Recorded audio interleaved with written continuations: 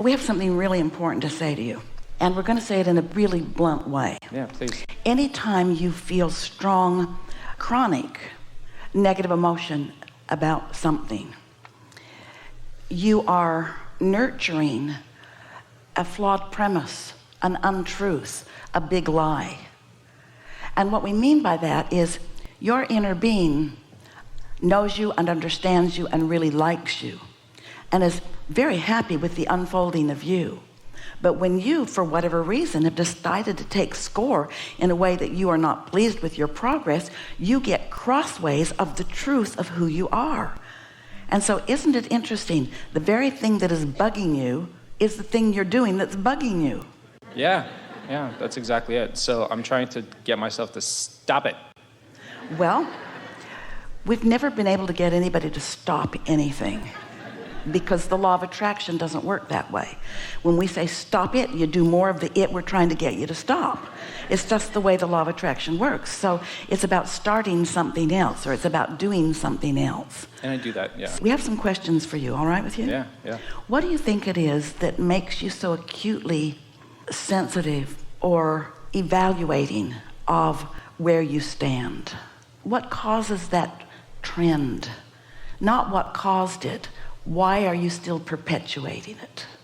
Because you could have somebody picky in your life being critical of you and da-da-da-da-da-da, but unless you keep renewing that, it doesn't keep happening. So what do you think it is that causes you to continue to renew the trend of not enoughness, haven't figured it out yet?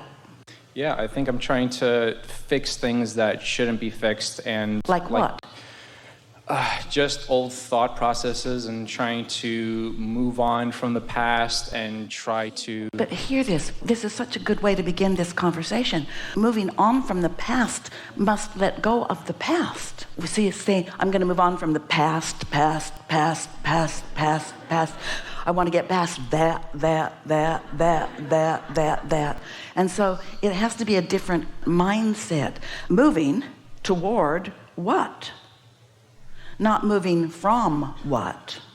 You're hitting on the most important conversation that we ever have in any setting like this, and that is the thing that prevents people from experiencing the wholeness of their desires and of who they are and what they want is their awareness of what is. You might say what has been, but it's not what has been that's tripping you up. It's what is, and then you're tying what is in with what has been. In other words, I'm here because of that and that and that and that and that.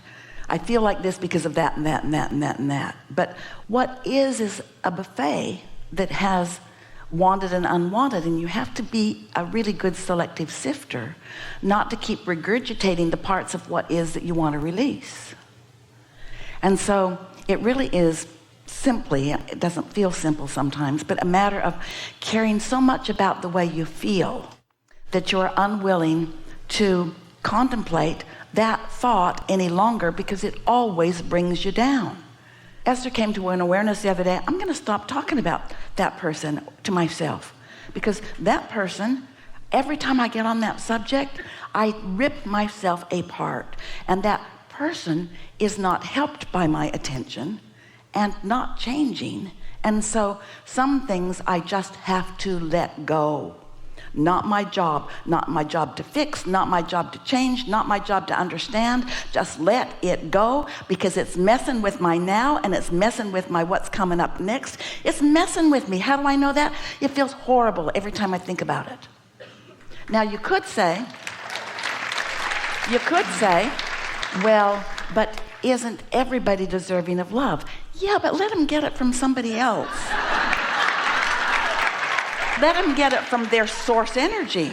Let them get it from their own inner being. Why should I, Esther finally figured out, why should I deprive myself of my source energy? Why I try to help somebody who's deprived themselves of their own source energy for their whole life? And now I'm going to sacrifice my source energy while I try to focus on this one who's disconnected from their source energy? So after a while, you find yourself not being selfish in the sense that you don't care, but selfish in the sense that you do care. Because if you're not selfish enough to tune yourself to your own source energy, you don't have anything to give anybody anyway.